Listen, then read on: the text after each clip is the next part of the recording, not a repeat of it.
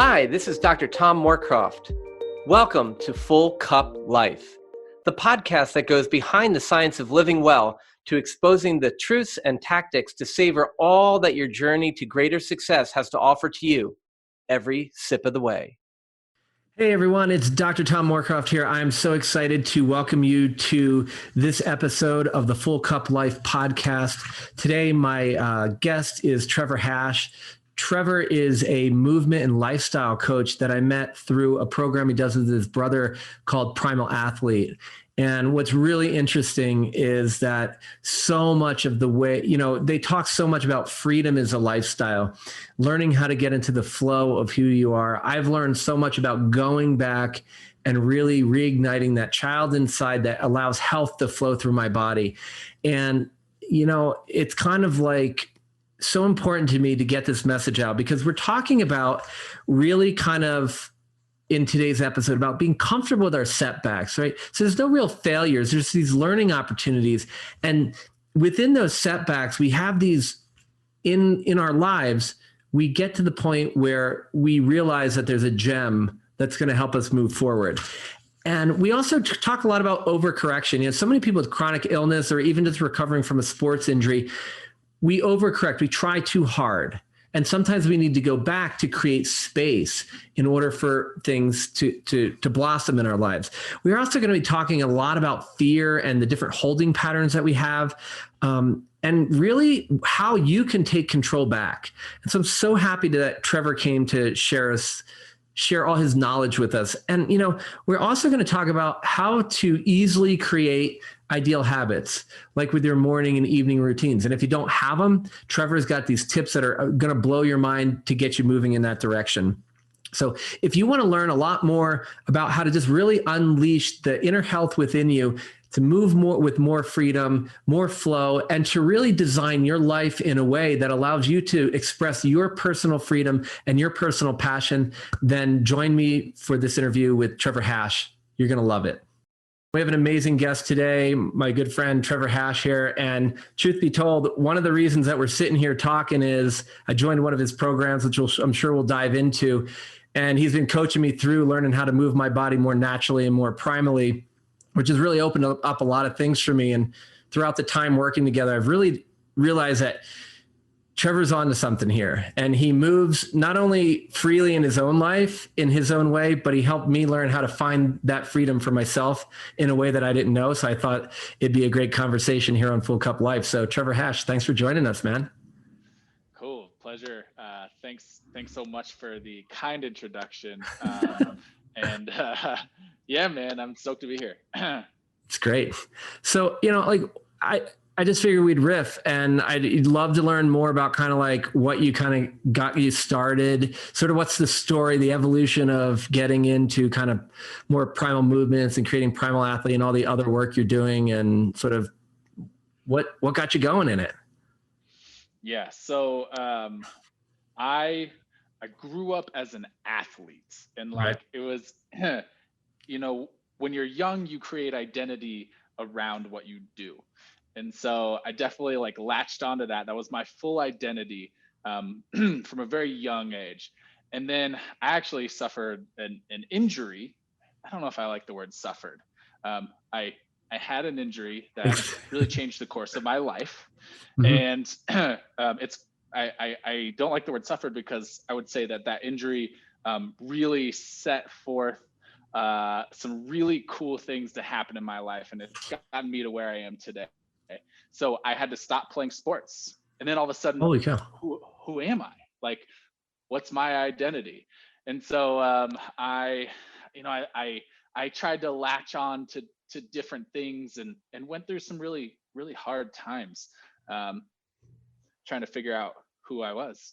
And eventually, after a lot of trial and error, I kind of ended up falling into this really cool, I'd say, I don't know what you would call it, like a lifestyle, a movement, like what we do, right. It's kind of this all-encompassing way of living that's just, it's primal in the sense of we just like to do what comes natural.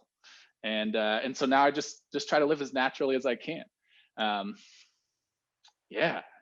That's pretty awesome, because like that's the thing. Like I feel like I was telling somebody the other day, like one of the things that and I even think we talked about it in one of our group meetings, is I feel like I'm learning to be like a kid again. Like going back and like sitting down on the ground, going back and moving in different ways that really just, you'd like, it's something that I wouldn't do if I was trying to pretend to be an adult. But if I was being Tom, I would do it, no problem. Right. And so it's like that, if I put that persona on, like you're saying, like hop onto the podcast voice and, Yeah, exactly. gotta put out a specific face. Yeah. I mean, that's essentially like what Josh and I have, Josh being my brother, who like we've partnered with a lot of the stuff we do as far as business. We basically like figure out what feels good for us, and then we see how we can really like chase those things and take what we can from it, and then eventually come back to some 0 point and say like, okay, that felt good for the moment. Mm-hmm. What feels good now? And I think a lot of times we get stuck like thinking, like chasing something, and never actually ever taking a step back and looking around and saying like, maybe that's not what I need. I did need that, but maybe it's not what I need right now. So, and like that goes for our movement practices that we like to do, but also just in life in general, Yeah, it's so interesting, because through the programs, I feel like it's that weaving all of it through the movement. And it's like, hey, maybe you need more intensity. Maybe you need more reps. Maybe you need a lot less reps. And like you always tell me, because I tend to go, and I just want to get it right.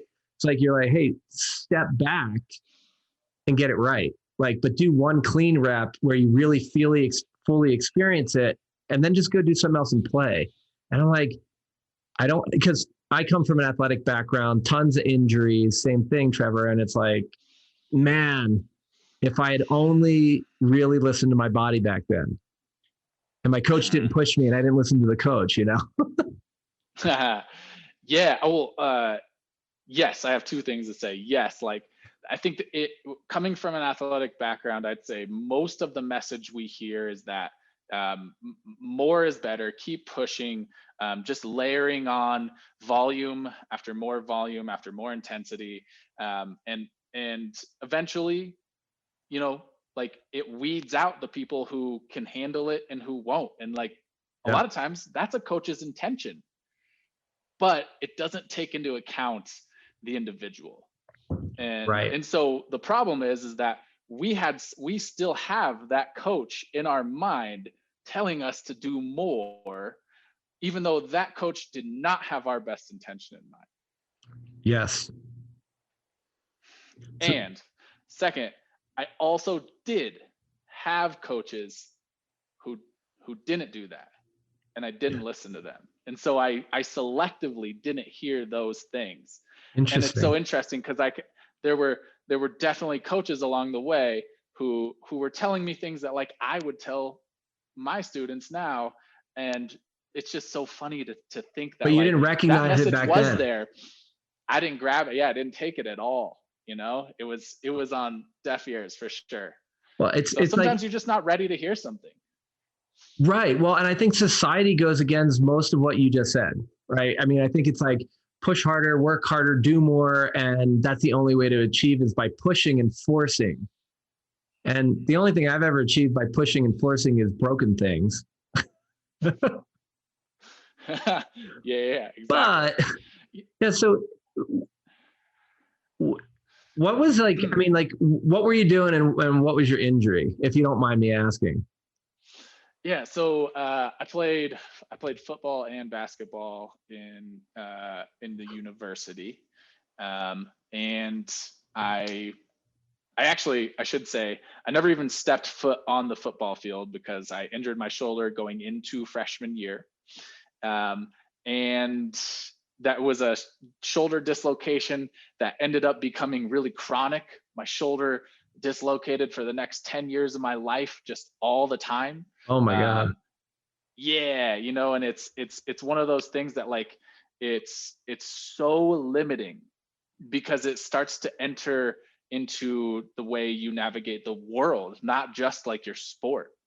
And so I it's been a long journey of figuring out what's really inside of my body and like what's just fear around dislocating again, but really just like fear manifesting in general. Yeah. And I mean, that's why I'm saying like it's been such a blessing for me, because it's really like it's just a cool way to learn lessons. I just think of it as like it's taught me so many lessons about life just in Hmm. this one little thing that's my shoulder. So it sucks, That's but it's cool at the same time. well, and I think there's two things that really jump out at me is I see a lot of patients who have, chronic infections. They're sick and they are so afraid to get better. They're so afraid to try the next treatment because it might flare them up and make them hurt worse. They're even afraid to not do something. Like it's like the fear is just all around our society. And I mean, you look at the current pandemic, and I mean, it's so much of the misinformation out there is because of the fear.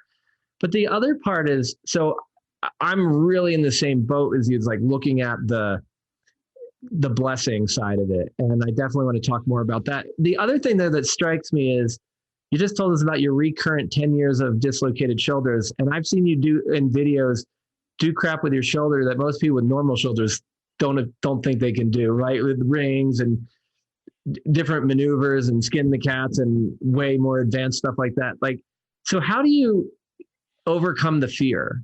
And I mean, maybe I think for me that if you can hit two pieces for us, one is just physically, how do you start to move in a direction of healing? But then the more important part, I think, is how do you get over that emotional piece of that fear when you're afraid this thing's going to fall out and like rip your arm off, Yeah, for real. So yeah.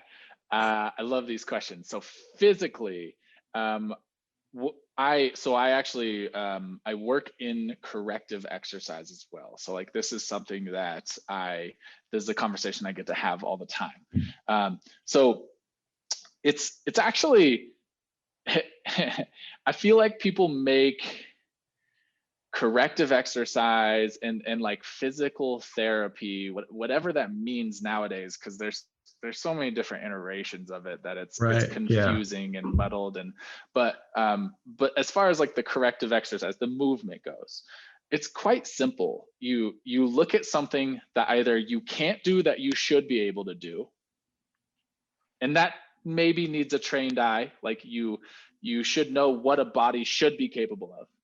So you look at what you can't do, or you look at what's painful for you to do that you should be able to do. And then you develop a plan of how to get there. Right. And you take it in very small steps, right? And so for me personally, the initial iteration of getting my shoulder healthy was finding the spots that were painful and then exposing myself to things that were on the threshold of pain more often and getting stronger and more resilient in those. And then finding the positions that I would normally dislocate in and just spending more time there. And like, really, that's what corrective exercise is. It's like, it's just trying to find those things and work on them as regularly as you can without overdoing it and without potentially re-injuring yourself. And right. there will be moments where you do re-injure yourself if you do really have like it's going to happen. Like getting really comfortable with setbacks was a big part of my journey. Ooh. Oh man, I went too far, which means I'm out for 2 weeks. Bummer. What am I going to do now? Like deal with it, right? I mean, it's a part of everyone's journey, and like everyone gets so down with the setback. Like Right. it's Right. such a negative connotation, but it doesn't have to be. It's just a mindset. You can frame it however you want. Well, it sounds like it's okay to fail. Oh yeah, no doubt. I would even say, I mean, just in the same way, like you probably don't consider failures actual failures because they're just learning opportunities, right? Got it. So Yeah. in that way, it's the same thing as in what we're talking about, like a small setback. It's just information, and it's just your body communicating with you. So how are you going to interpret it? That's really what matters. It's so interesting. We're talking about rehabilitating your shoulder, basically, and other sports things. This is exactly the way I talk to all my folks with Lyme disease. It's just like you're gaining that information. And when things happen, I, as the doctor, and you as, the corrective exercise specialist, get information, but we learn information about our own bodies. And I don't know if you saw my video from the other day, but like working on sort of the muscle ups, I was kind of in the wrong position. So when you said to move back, I moved it.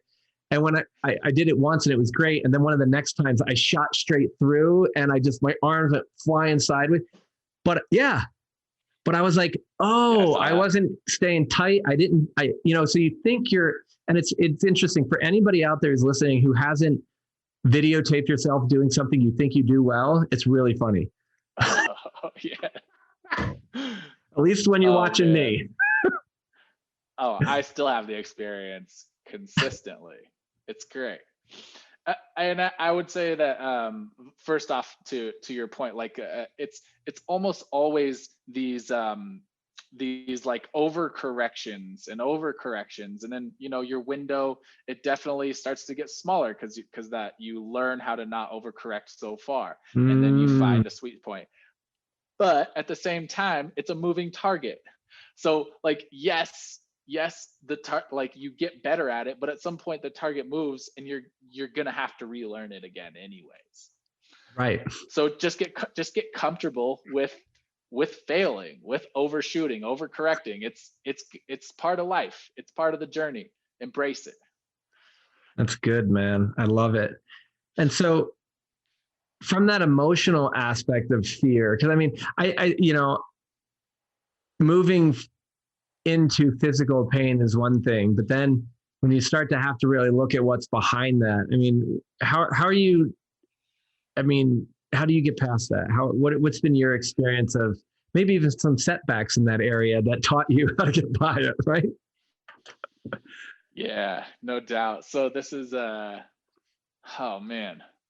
a bit more abstract. So I think where I first started to really just realize that I had a lot of fear was by holding patterns that I would find myself in, right? So how fear was manifesting in my body physically.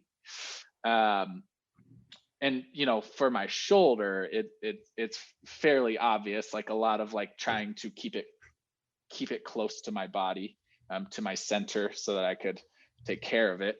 But then also just like noticing where fear manifested in my body for other reasons, and that was really cool. So then just the realization I had fear was the first step, right? Like admitting you have a problem is the first step. So like, yeah, so just understanding there was a lot of fear inside of it was important. And then I would say like a lot of purposeful exploration of the fear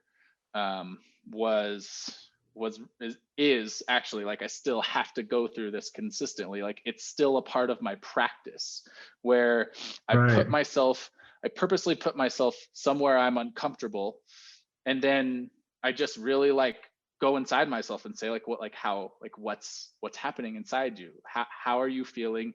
Where like, are you safe? And like a lot of times it's just convincing. I wouldn't say convincing, just recognizing that like you are safe here. It's okay. You can still be you and be comfortable, even though there is a perceived threat. The threat isn't real. And that's not to say that there are no real threats, but it's the same way, like incrementally unraveling the fear around that physically for me was important. And I would say like that's the same. I'm sure that would be the same way someone would approach any type of fear in general, is just exposing yourself a little bit more over time. Yeah. Just like realizing like there is safety here. I'm okay. I'm still me. It's cool that you say that, because in the work that I do, we talk a lot about polyvagal theory and the vagus nerve and yada yada, but it's basically. Dude, I'm literally reading the polyvagal theory book right now. Are you really? What the No actual kidding. title is. Yeah. Well, it's Super interesting to me because a lot of people who know my work, I mean, I talk a lot about the nervous system and sympathetic, fight or flight, parasympathetic, joy, relaxation, rejuvenation, digestion, sleep. But then there's that other part of, as you're reading about that, we really get this. If fight or flight is like, I can run away or I can stay and fight, but I can win. And then when we get into that place of that, the dorsal vagal, we get very stuck in this freeze state because we're at a place where we don't feel safe and we feel the only way to survive is to freeze. And it's like if the chipmunk is caught by the cat, it freezes and the cat usually gets bored, lets it go, and it scampers off. So when you said that, it was really interesting to me because safety is the critical component here, and the real or perceived. I want everyone to really dial in on that because a lot of people get in their mind that people are making up fear or they're just not strong enough, but perceived fear is as real or more real than real fear,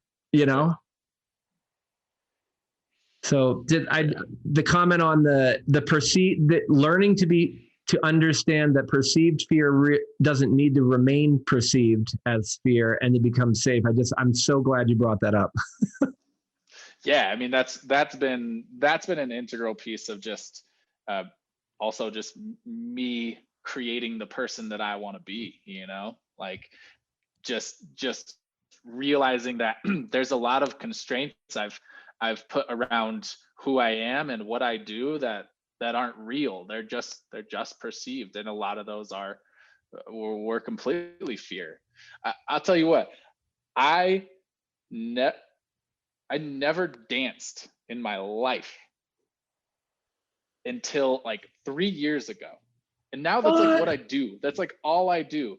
And it was literally just I just had this block, this fear of being judged that was so physiologically ingrained in my system. And I went to a music festival and I one time just said, you know what, this is BS.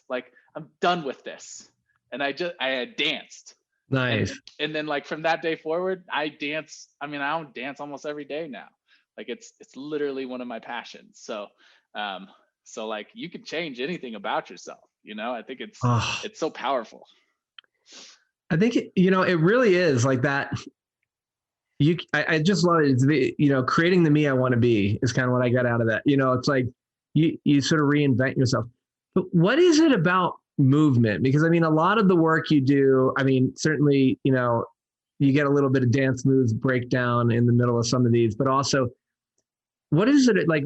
Tell me more about kind of how you got in the movement and is there any specific sort of influences? Because guys, you got to go check out videos of Trevor moving. It's fluid, it's I talk about my daughter skiing moguls down a ski slope. It's like water going down a hill. If you want to see water flow movement, check out Trevor and Josh. It's crazy because it's you can see the lack of fear in the movement or the authenticity. It's not that there's no fear at all, but there's so much authenticity in the way you move. And I would love to know more about where that all comes from, other than just, I know obviously explore it a lot. So, I feel like this, the first part of this is going to be very anticlimactic, but I think at some point, most people they start off with a pursuit of something, with it being a very externally driven, right? And so I think really my motivation was I want to do cool stuff so that people think I'm cool, right? I think that's how I first got into it. Then of course it's developed into then it's developed into my own practice that really what I've found personally is it allows me to express a lot of what I have inside of me that I don't have a really powerful means or vehicle to get out other than movements. And I think it comes from like I've never felt very strong with verbal communication. Mm-hmm. I always feel like my meaning doesn't get conveyed as well as I would like. And also I have a hard time, especially conveying like how I feel. Yeah. And it's something I work on regularly. My partner makes me, first of all. No, she doesn't make me, but But she's like, that's yeah. basically what she does professionally. So like we talk about it a lot, but at the same time, like I still have all these emotions inside of me, and like all these feelings, and I find that movement allows me to express all of that Yeah. genuinely and authentically. And I think most people want something like that, and some people have that. And if you don't, you should. Like you should have some means of expression. Yes. Yeah, one of the things that's so interesting to me is like I claim that I'm not a morning person because my mom wasn't a morning person and my dad was, and growing up I was like closer to my mom, and she said you're like me, a night owl, and I was like, so I assumed that role, right? And it's like as I've kind of gotten older, like everybody's like, what's your morning routine? I'm like, I have an evening routine. And I like, but I just took some of the simple things you talked about that, and I just noticed that creating a simple routine, even 5 minutes of movement in the beginning of my day, totally changes the whole course of everything. 60 seconds of like 3 or 4 movements, and I'm just like, it's a different thing. And I just wondered, like, you guys talk a lot about like shaking and such.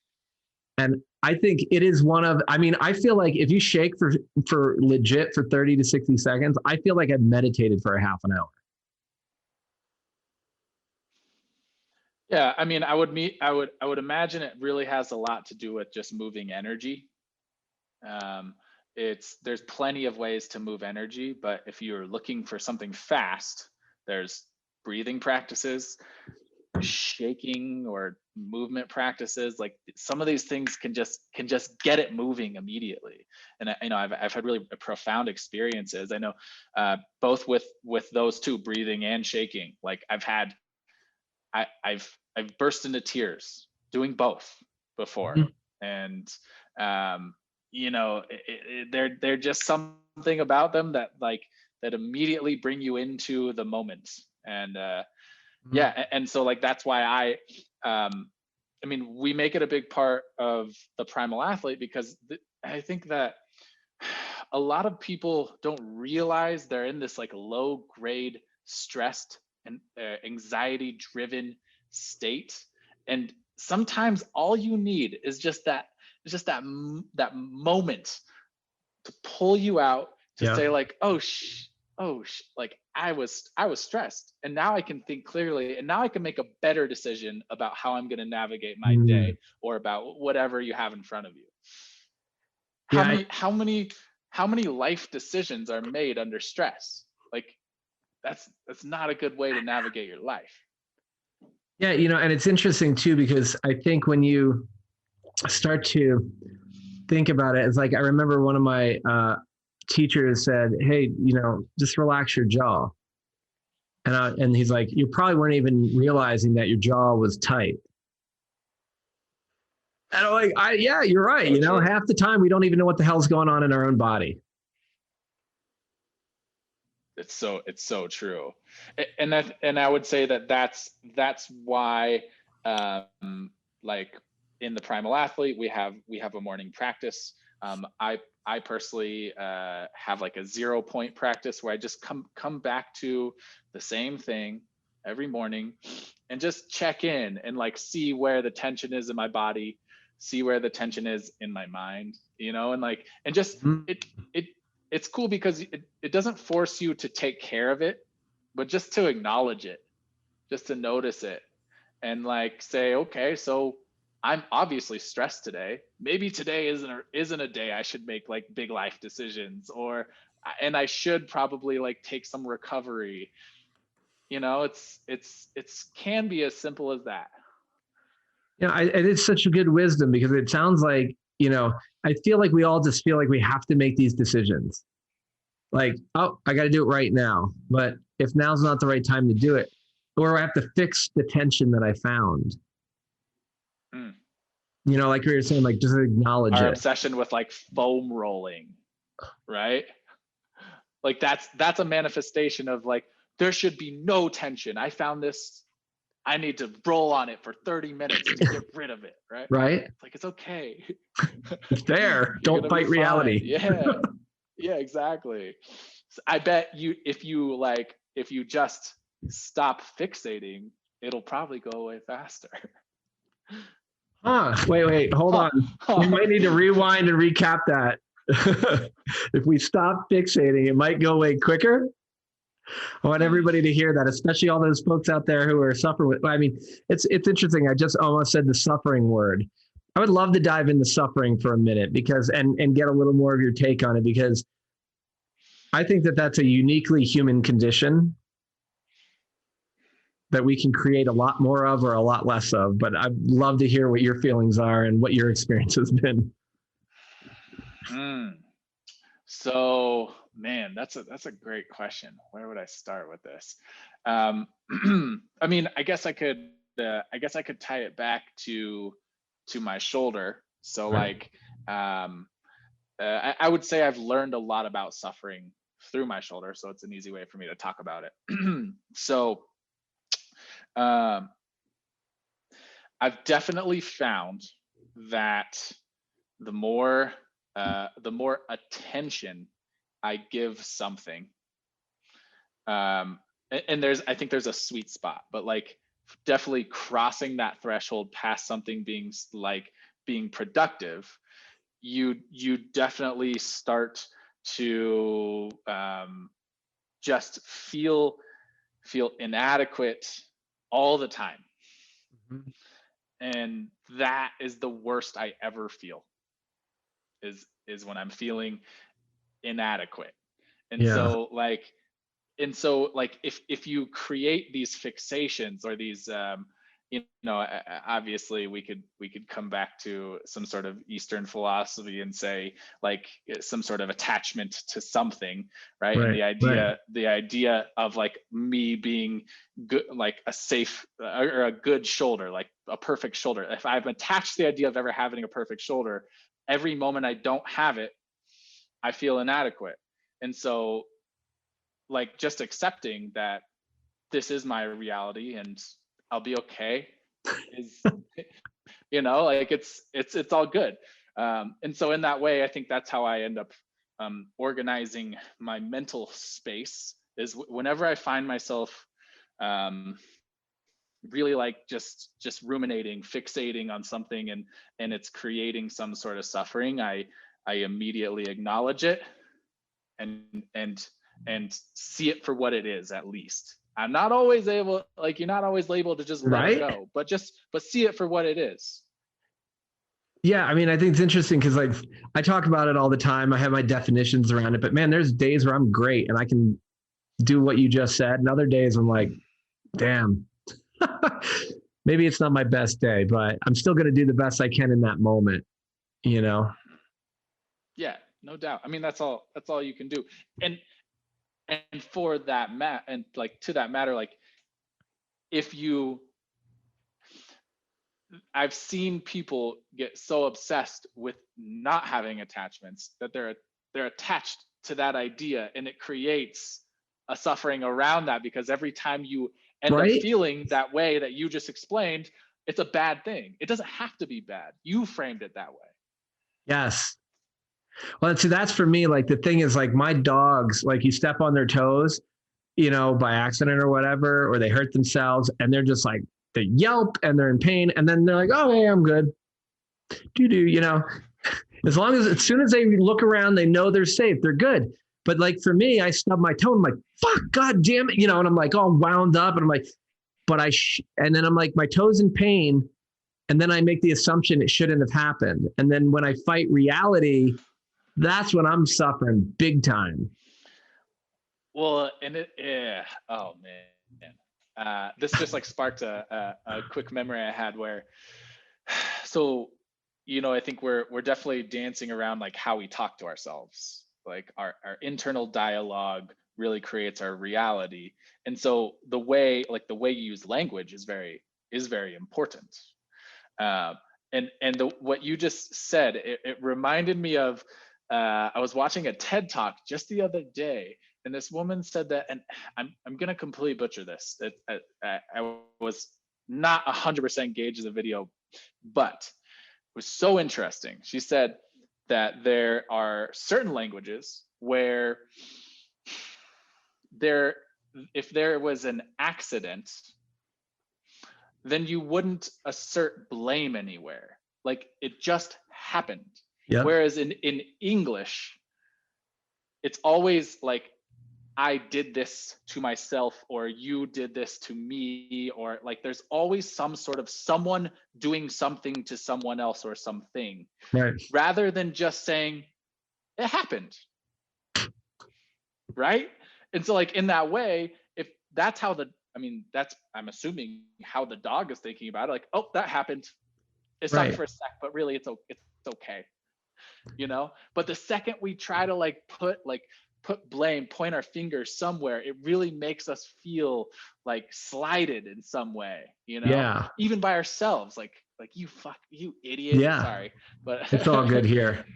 It's interesting, Trevor, because to me, this is one of my biggest things is like a lot of my folks feel betrayed in one of two ways. One, accidentally or purposely through the medical system, mostly accidentally, but they would like to blame someone for that and make it someone's fault.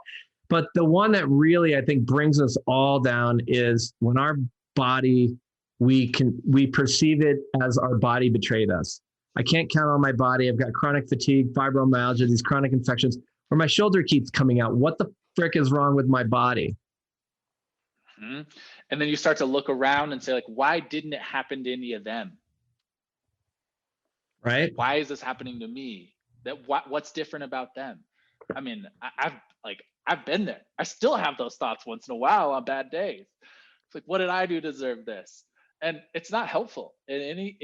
Even even even that it happened to you and it seems unfair. It's not Yes. helpful to frame it that way.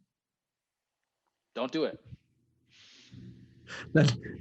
Now the next logical question is, how do we work away from that? What Right? like what do you have in your control, and like how can you still find you can still find a sense of wellness or joy inside of yourself with what you have, because at the end of the day, like that's really all we want is to feel fulfilled in some way, and we can all experience that regardless of our situation. Yes, it may be hard,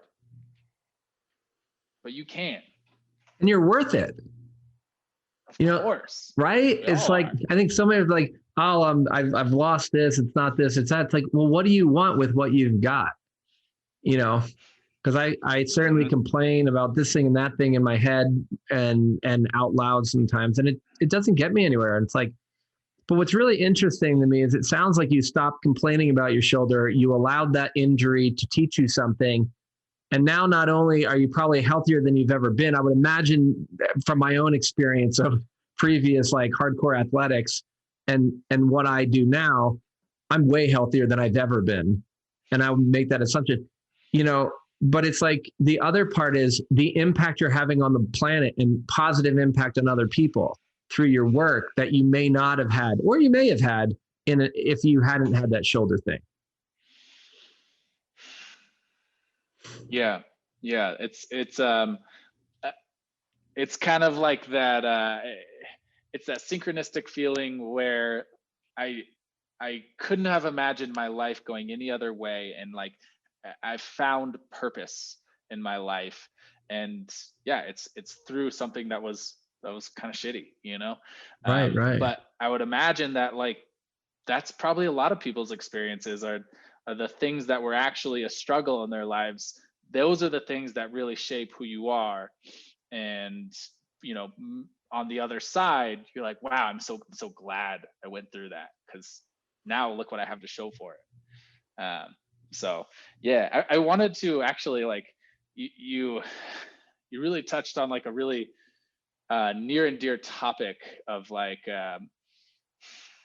this this like, kind of like wanting to point the blame outwards, or like kind of feeling bad for yourself, kind of, getting into this victim mindset.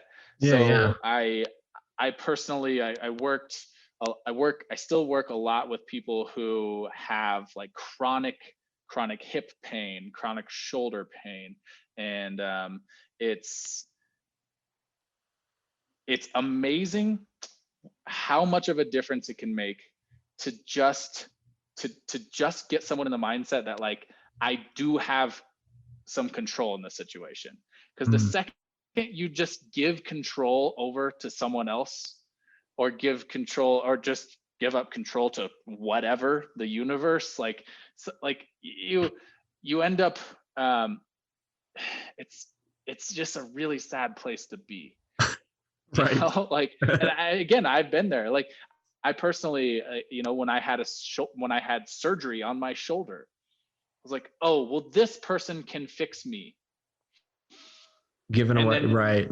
I've just given away all of my sense of agency to this person who knows, they might not, but like, I've just seen it inside in so many people. When you just give them some tools and say, hey, like, you can do this, you have some control. Yep. The world changes.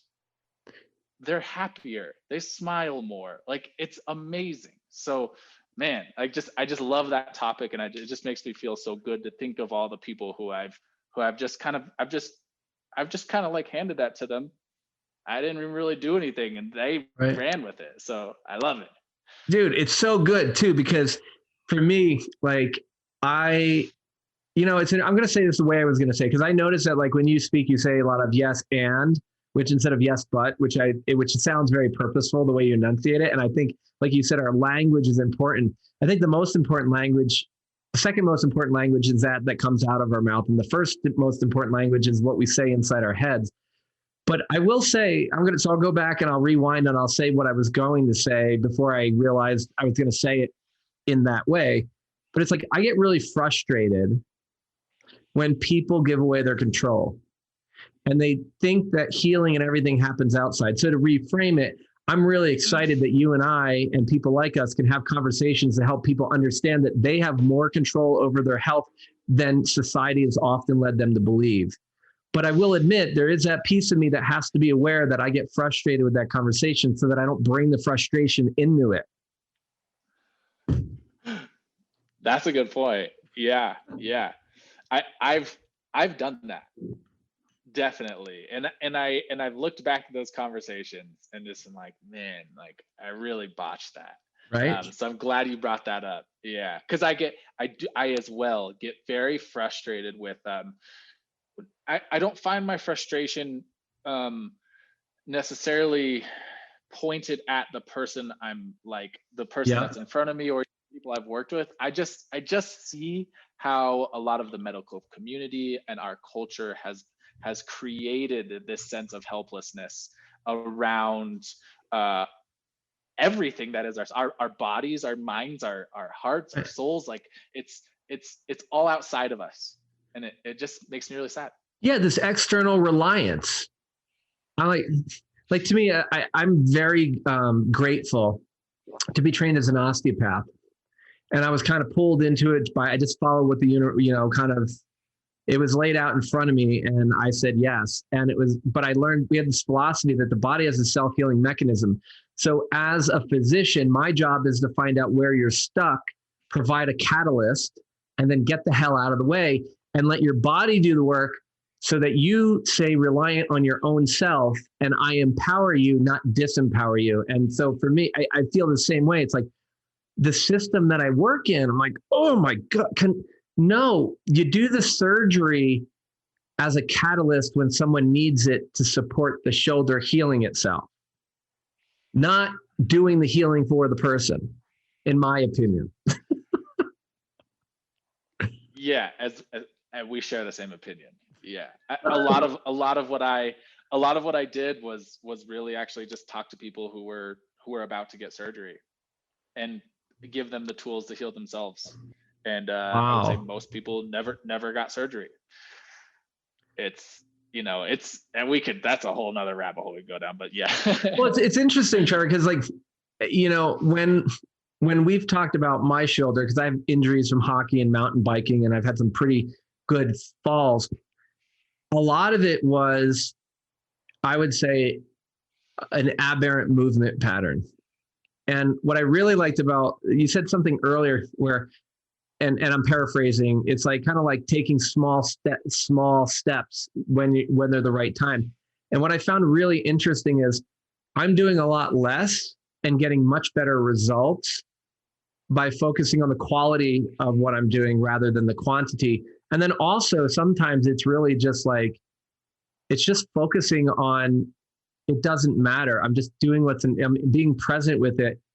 And I'm like, oh, that shoulder feels a little like that. And, oh, I'm not activating my scapula and my rhomboids right now. And I'm not, and then I do. And I'm like, I celebrate that little win. Oh, that 1 out of 5 reps, I realized how to do it while holding the activation rather than going, I failed 4 times. I'm like, I succeeded 1 more time than I did last time.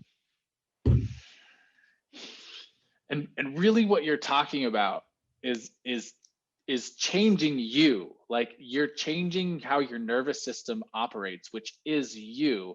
And so like, it's so cool to see, because everyone knows that you can lift weights and gain muscle, right? So we all acknowledge that you can change your body in that way, but then we forget that like you can change your nervous system in any way that you want to change it, as long as you're purposeful and practical about it, right? You go through the stages of competence, unconsciously competent to conscious, whatever, that whole consciously competent, the whole 9. Exactly. You just do that with anything, and you can change anything about yourself. Yeah, I totally agree. You can change anything about yourself.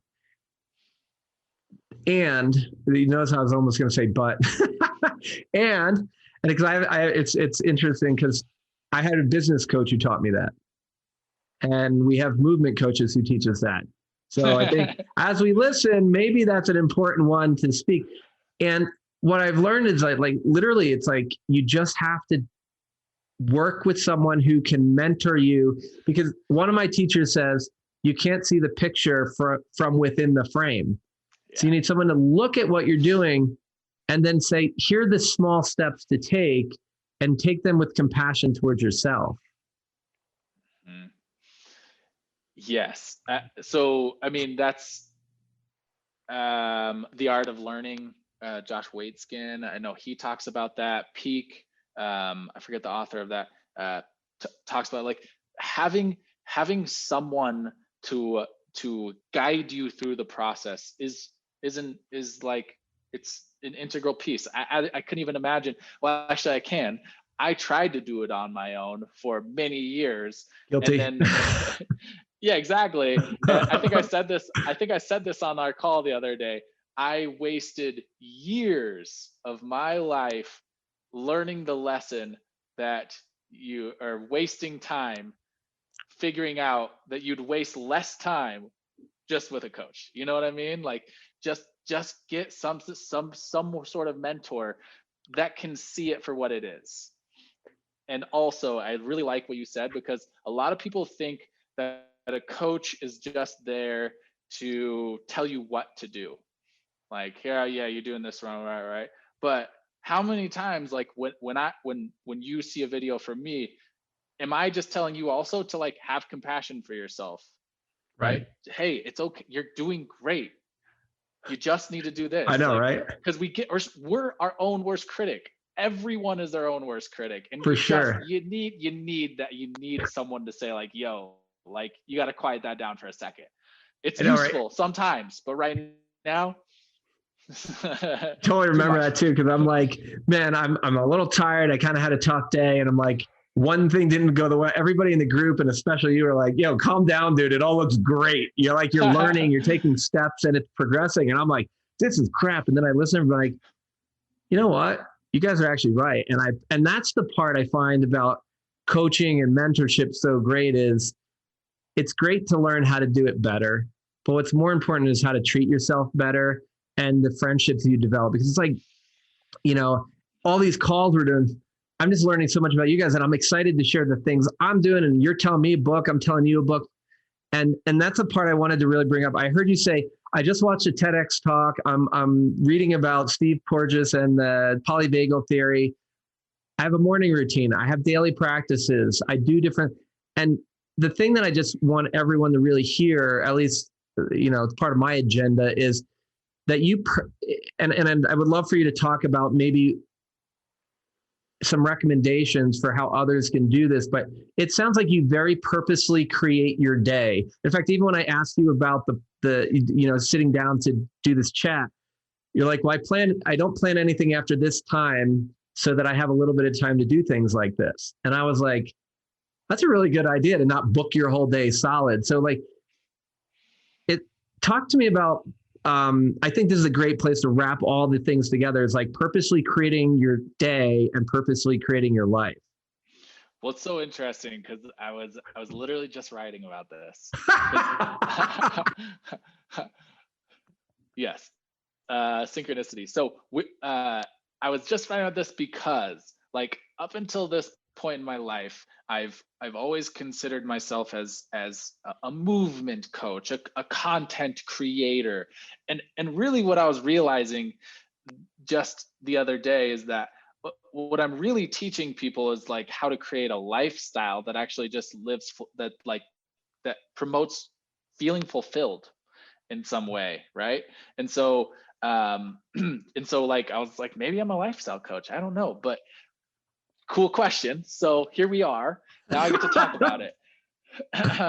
so okay, I would say the first place to start, if you are really trying to implement like habits that, you know, a healthy like your ideal self does these habits, and everyone's going to have different ones, right? And I think that's actually a that is a exercise I take people through when I start working, is hey, like, let's think about you 3 years from now. What are the things that person does? What does that person think?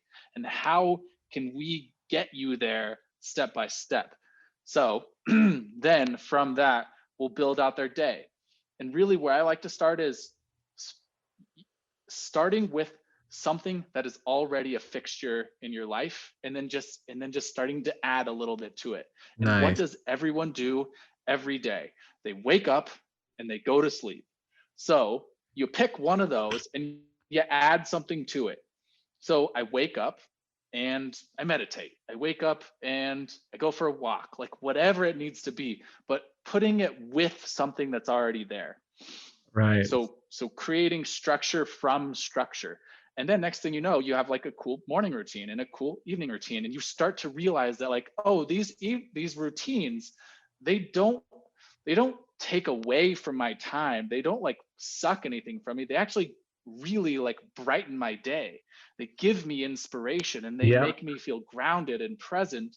So how can I create a bit more structure around like other things too? And it just really like is one of those feedback loops that becomes just so empowering. And now it's to the point where like I look at my day and like I purposefully design my day so that I I get a lot of structure and I do a lot of the things that I know like are good for me and they make me feel good. And then I get to play with all those other times that aren't structured, you know? And like play is the most important thing to me in my life, is just finding those moments of flow and play. And so like it really allows me to fully commit to those things, because I know the other structures are there to support make you. me to get the things, exactly, to get the things done that I need to get done, to get the things done that make me feel good. I don't have to think about those things. Right. They're in my schedule.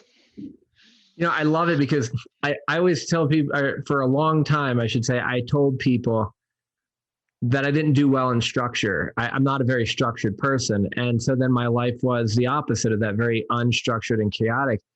But then I realized that like some of the times where I'm in most flow is when I'm in certain emergency situations in my medical training in the hospital, where there was a lot of structure, and that framework allowed me to freestyle. That's the word I love to use about that. But so then I started to restructure my day to have more structure. And the more structure I had, the easier my day was, the more flow it had, the more time I had to play, because I wasn't just floating around aimlessly. And I just love the way you put it, because it is, you create, by putting a small amount of structure, you create so much more freedom. And it seems counterintuitive to the North American mind. Well, yeah, and I would say that like people really latch on to one or the other, but finding some sort of harmony between the two is really where I think people thrive.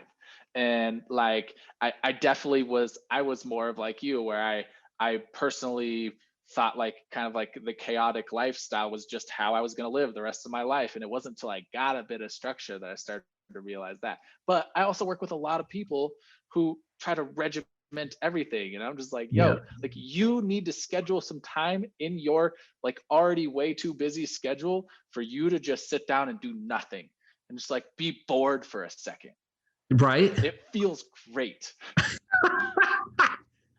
It's a friend of mine. He did this lecture one time on minimal daily requirements, and he's got like sleep, food preparation, family, and like work is like the last piece. But he talks about white space, and I just love what you're saying about, you got to be bored, because out of the boredom you allow new ideas to come in. Exactly, man. Yeah, I would say that's like that is probably one of the most important lessons that I learned personally in the last couple of years. Like I started my own business, and when you start, like you could always be doing more. It's just always there, right? You could be doing more content creation, you could be doing more marketing, and so you always like kind of feel this pull to continue to do stuff. And at some point it's just like, it's got to be in my schedule, time for me. Well, it's just this dawned on me too, is what you were just saying is, we all are talking about how we schedule our days for, as entrepreneurs and as people who are out with missions to change, to essentially to alleviate suffering in the world, to help people understand they can take their power back and their control back. And I think about my patients, and so many of them want to do more because more is going to get it done faster or better. And what I just gleaned out what you're just saying is like, when I subtract, it actually is exponentially better.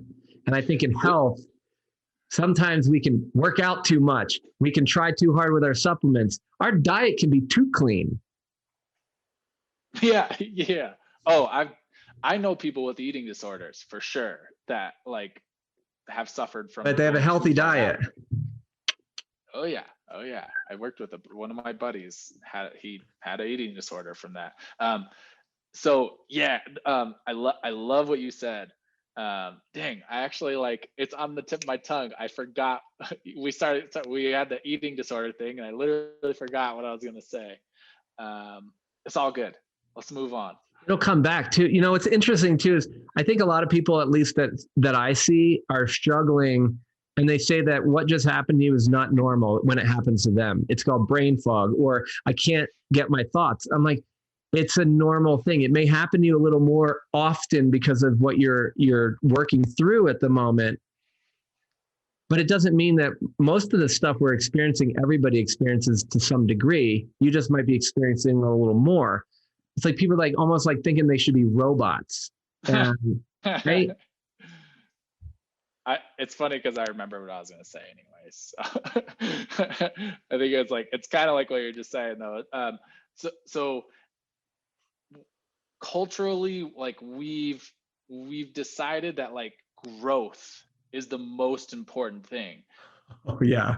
And the connotation, and I'm not saying that that's wrong, but I would consider growth. I think I frame growth differently than most people in at least our culture that we live Right. in, because growth comes with the connotation in our culture of more, always adding, like accumulating. That's growth. Whereas I think you and I would both agree a lot of times growth is actually stripping away, like exactly what you said, getting rid of whatever we're talking about, whether it be physically getting rid of things, or dropping some part of your ego that didn't serve you, or whatever. Mm-hmm. Stripping something out of your day.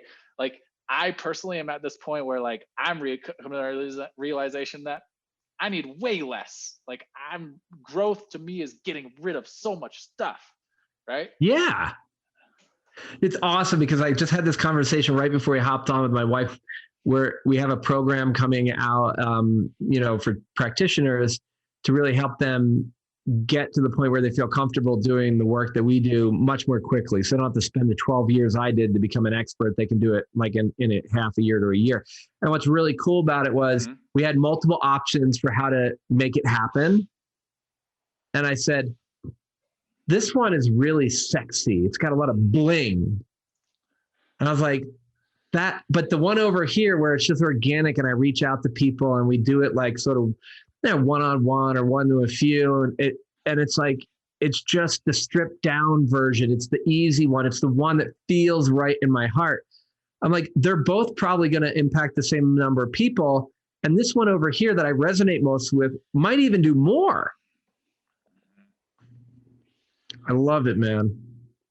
Yeah, I mean, Josh and I have this conversation often. I think it's really almost the same exact conversation where it's like, to a certain extent, you want to attract people because you want them to hear your message. Like, yes, you're also running a business, but really you want to spread your message. Yeah. And you need to get their attention. So you kind of have to play the game a bit. And at the same time, you can really deliver what people need and also find what feels good for you. And so, like, there needs to be some sort of harmony with those things. And yeah, man, like, I'm sure it's exactly what you're talking about, is just like, how can I create the thing that feels the best for me and because sometimes, like, if you go too far the other way, I mean, we see this all the time. People lose themselves to the marketing, and then the message ends up getting lost, because really, like, your message that you're trying to give people, it couldn't be true if the content you're putting out is actually true as well. It's like they just don't fit together. I feel like you have to be congruent with what's inside of you. And so much of this marketing is just like how to build the funnel and do this other thing. But the problem is that's what works for the other person because it's congruent with who they are. And you need to show up in the world as who you are. And that's the marketing, you being true to who you are and getting your message out. And the same for health, guys. It's like when you show up, don't be looking for somebody else's health. And I try to teach this all the time, it's not about, there are many paths to wellness and healing. There are many paths to being able to do, a movement practice. There's many ways to look. The goal for me is not to teach you all the paths out there. The goal for me is to help you find your path, which is almost exclusively different than my path. Yeah, I mean, the way I like to conceive of it personally is I just give people tools, but they're the ones who have to build with them, And so I'm just trying to give you more tools in your tool belt. And that's it. Yeah, I mean, I think that was really well put. I love it. Yeah, and I love the tools in the tool belt. And I think you've given everybody a lot of tools here, man. I think we could do this forever. This is, it's nice to keep chatting, but I just want to say thank you so much for spending all the time and dropping all this wisdom. So people who are interested in getting some more tools, like we've been talking about, where can they find you and how can they sort of reach out and get in touch? So I would say number one place you could contact me would be my Instagram, the Trevor Hash, Instagram thing. And I'll make sure we'll link all this in the show notes so everybody will have it all just a click away. Cool. Yeah, I just have to say this. I am so bad at like all of the like social medias. I was completely off of social media for a couple of years. Right. And I'm just now getting back to it with like starting my own business. And man, like I have been struggling with like finding the balance and like it's so easy when it's not a part of your life to say like, yeah, social media is a problem. I can't believe people do that. But then the second I try to like find a healthy way to do it, I'm like glued to my phone, like scrolling, and I'm like, why am I doing this? This is so bizarre. I literally hate this. But Ash. So anyways, sorry, that's just an aside. Trevor, it's so key though, man. It's so key because like for me, it's not my gig. I don't want to live on it. And I'm getting to the point where I have somebody else check it for me and tell me when I need to go do something. Like literally though, like I think the key that you're bringing up is you find the balance for you in the moment with what you're doing. So before you needed no social media, now you have a little bit of social. And I know you guys got some websites and stuff, so I'm sure you can lay them on us. Yes, website. So my website is trevorhash.com. You can also find me at so Strength Side is Josh, my brother's YouTube and business, and I work with him. I create content with him. So Strength Side at YouTube or strengthside.com. Awesome. And guys, if you're looking for a crazy cool, super sunrise with some sun in Colorado type morning routine, I totally think you should go check out Strength Side's morning routine that Trevor just dropped. I mean, it's like brilliant, It was so much fun to make too. That's the thing. Content creation can be fun if you just do the stuff that you like to do, Right. And that is such a great way to wrap this up, because literally like when you look at the smile on this dude's face, right? Like for anybody watching the video of it, and he's pumped. He's thinking about going to do the next morning routine because he's doing what he loves. And you don't have to do what Trevor loves. You don't have to do what Tom loves. You got to do what you love, find it and go after it. And then it's just like, damn, I mean, as soon as you said that, your energy shifted. Look at me, you got me all riled up now. I'm like, let's go.